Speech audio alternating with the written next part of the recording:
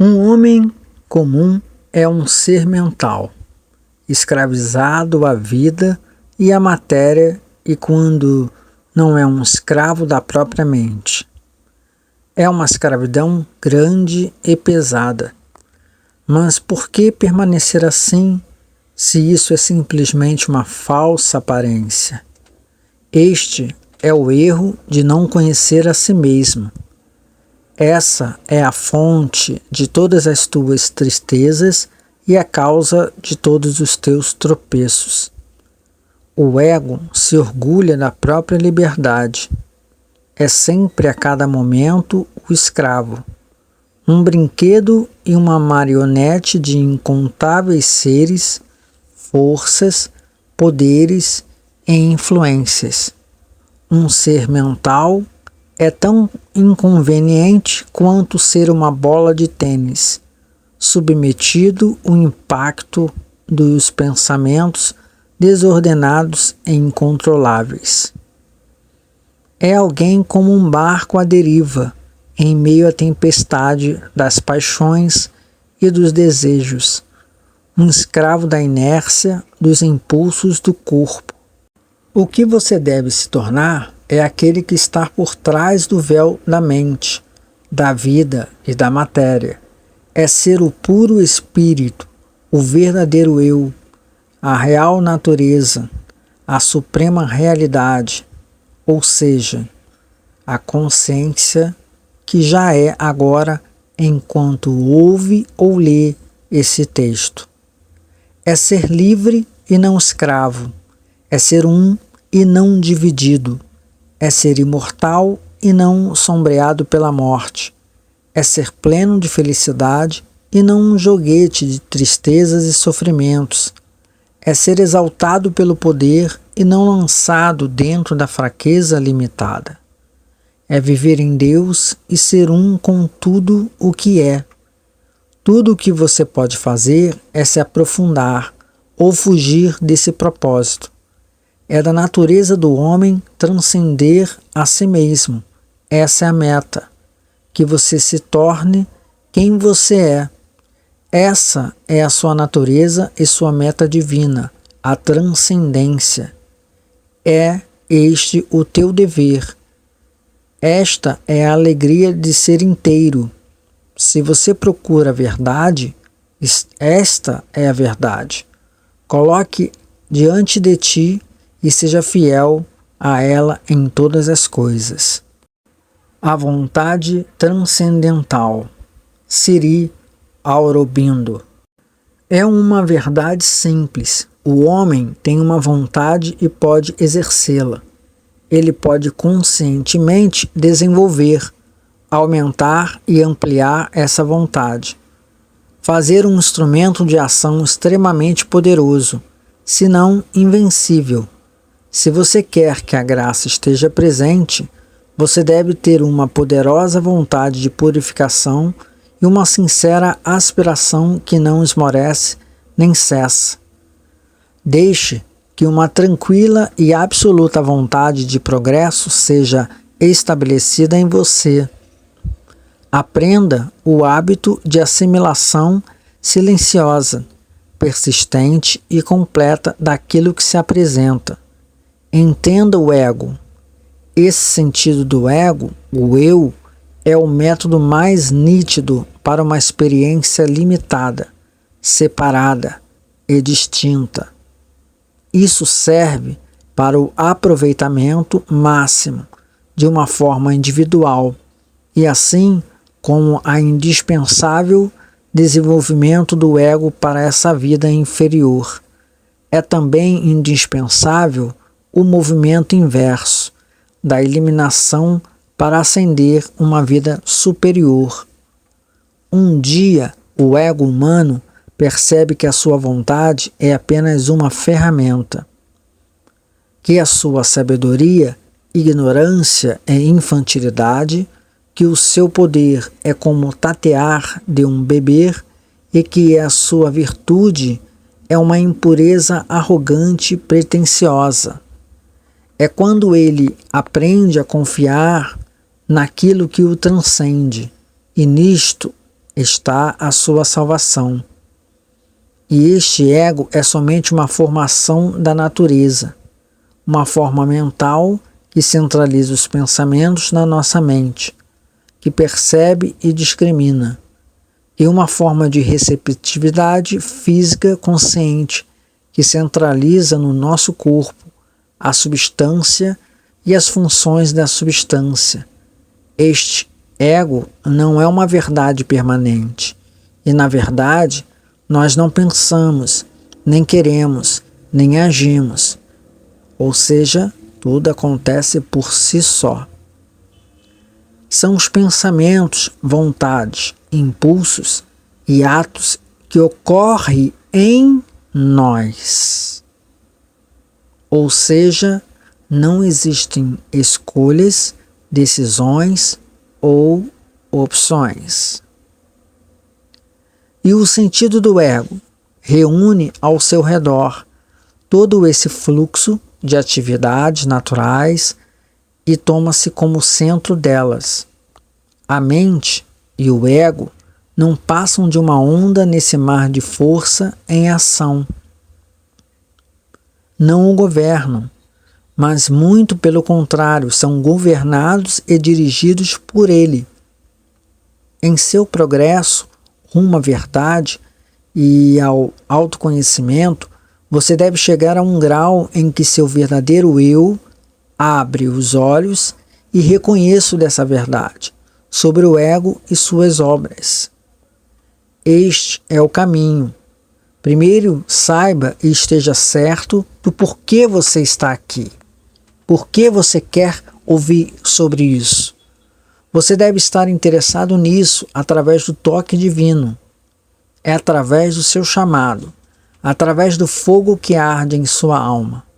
Mas se você estiver aqui para uma ilusão do ego, o fim dos seus esforços será um pobre fiasco espiritual, ou até mesmo um desastre mais profundo. Se você está aqui apenas por uma emoção transitória, que salta como uma chama insegura, então também pode haver poucas clarezas para ti sobre este caminho difícil. Nenhum instrumento externo tem força para carregar o homem através das dores severas dessa jornada espiritual. Nada pode ajudá-lo a atravessar a titânica batalha interior. Nada pode ser usado para enfrentar suas terríveis provações. Somente a firme e venerável vontade do Espírito e o fogo insaciável que queima invencível em sua alma. Apenas isso é o suficiente para essa difícil transformação e este empreendimento elevado e improvável. Explicando, alma significa memórias, lembranças ou mentalidade, que no fundo é consciência. Não imagine que o caminho seja fácil, longo, árduo, perigoso e difícil. A cada passo existe uma emboscada, em cada curva uma cilada. Milhares de inimigos vistos e não vistos se lançaram contra ti, terríveis em suas sutilezas contra a sua ignorância, tremendos no poder contra a tua fraqueza.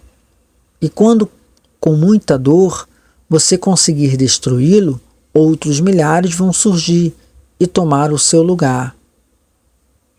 Você vai se encontrar sozinho, com suas angústias, as dificuldades imensas em teu caminho e os deuses relutantes acima de ti. Antigos e poderosos, cruéis, inconquistáveis, próximos e inumeráveis são os poderes terríveis e escuros que lucram com o reino da noite da ignorância. Longínquos, lentos, distantes e poucos são os que querem o socorro. A cada passo para frente é uma batalha. As descidas precipitadas, ascensões infindáveis e sempre picos e picos mais elevados para conquistar. A cada planalto escalado é apenas um estágio no caminho e revela além da altura sem fim. E em cada vitória que tu pensas ser a última luta triunfante, evidencia-se somente o sinal de batalhas perigosas e centenas de vezes mais ferozes. Então você pode pensar, mas a mão de Deus estará sempre comigo, e a Divina Mãe estará sempre por perto com o seu gracioso sorriso de socorro. E você não sabe que a graça de Deus é mais difícil que o nectar dos mortais, que a sua presença é mais preciosa que um tesouro infinito. Pergunta aos teus escolhidos e eles dirão: quantas vezes o Eterno escondeu deles a sua face? Quão frequentemente Deus se retirou para trás do seu véu misterioso, e eles se encontraram sozinhos nas garras do inferno. Ou seja, são atos simbólicos. Solitários no horror da escuridão, expostos e sem defesa na agonia da batalha, bela é a face da Divina Mãe, mas ela também pode ser dura e terrível. É, então, a imortalidade um brinquedo para ser dado levianamente a uma criança? Ou a vida divina é um prêmio de conquista facilmente que é dado a qualquer fraco? Se esforce corretamente, você poderá conseguir. Confie em sua confiança e acabará justificada. Mas a lei terrível do caminho existe, e ninguém pode revogá-la. Da liberdade progressiva e o domínio sobre a própria mente é perfeitamente possível para aqueles que têm fé e a vontade de prender essa conquista. As possibilidades do ser mental não são limitadas, e você sempre pode ser livre e o senhor da própria casa. Ainda que de início sua vontade seja imperfeita, a honestidade de buscar a verdade é o que irá lhe manter na direção correta. Para seguir nesse difícil caminho, é necessário ter uma mente sossegada. Isso significa uma consciência mental, que vê os pensamentos, porém não se sente pensando. Não se identifica e nem o considera um pensamento sujo, e os pensamentos e os movimentos mentais podem passar através dessa consciência, tão como os caminhantes aparecem e passam através de uma campina silenciosa. A mente sossegada os observa e nem sequer se incomoda de observá-los. Porém, em nenhum caso a participar da ação pede a tranquilidade. Somente uma mente silenciosa pode se transformar na verdadeira consciência. Portanto, o primeiro passo é estabelecer uma mente estável, de paz e silêncio. Quero dizer, uma mente livre de desordem e quietude, firme, ligeira e contente, para que possa se abrir para a força que pode mudar sua natureza. O que deve ser feito é permanecer quieto e ter cuidado, é recusar e calar qualquer intruso que apareça na mente, de modo que, ao menos durante a meditação, a paz mental esteja completa.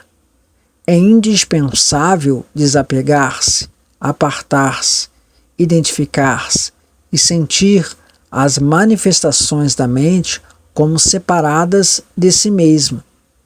A melhor maneira de conseguir é manter a vontade forte e silenciosa. Esta vontade é a vontade divina por detrás da mente. Quando a mente está em paz, ela percebe a presença da pura consciência, também silenciosa e separada de qualquer manifestação. É preciso ter calma, ser firme, arraigado no espírito e possuir este sossego na mente, a ausência de identificação, ou seja, ego. A mente e o coração devem adotar uma orientação unidirecional, se concentrando totalmente numa inspiração exclusiva para o divino. Apenas deste modo você terá condições de lutar com êxito contra estes poderes adversos. Essa é a sua prática. E praticar implica a vontade de superar todos os apegos e voltar-se exclusivamente para o divino. A espontaneidade automática dessa experiência deve demonstrar por si mesma que a realidade não tem nenhuma relação com as construções mentais. A abertura é algo que acontece por si mesmo, pela sinceridade da vontade da aspiração. Ou seja, essa abertura, quando acontece por si mesmo, é o que normalmente é chamado o plim, a clareza, o constatar, o reconhecer, ou se perceber a si mesmo. Não fulano de tal que está ouvindo este áudio ou lendo este texto, e sim aquilo que você é. O que significa ser capaz de receber as forças superiores que vêm de Deus? Se a sinceridade não é aspiração, é uma vontade paciente de alcançar a consciência mais elevada. Apesar de todos os obstáculos, então esta abertura de uma forma ou de outra certamente acontece. Isso pode levar um tempo longo ou curto de acordo com a condição preparado ou não da mente de quem pratica no coração e do corpo. Assim, quando não se tem a necessária paciência, o esforço pode ser abandonado devido à dificuldade do caminho. Mas a real dificuldade está sempre em nós, não à nossa volta. E há 3 coisas necessárias para fazer o homem invencível: vontade, desinteresse e fé.